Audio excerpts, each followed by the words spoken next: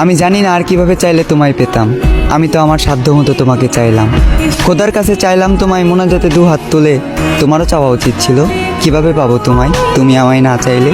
আমার চাওয়াটা বেশি কিছু ছিল না, আমার চাওয়াটা ছিল খুবই সামান্য। চেয়েছিলাম এই জীবনের পথে তোমার হাত ধরেই হাঁটবো। তবে দেখো, আজ এই জীবনটাই থেমে আছে তোমার জন্য। এ দু চোখে আগে ছিল প্রেম ভালোবাসা, তবে এখন দুঃখ আর হতাশা। আমার পুরো পৃথিবী উল্টে গিয়েছিল যখন এ দু চোখ তোমার পাশে অন্য কাউকে দেখেছিল। তুমি কথা দিয়ে কথা রাখলে না, ছেড়ে যাবে না বলেও তুমি আমার হয়ে থাকলে না। আমিও কথা দিয়ে কথা রাখিনি, তোমাকে ছাড়া বাঁচবো না বলেছিলাম।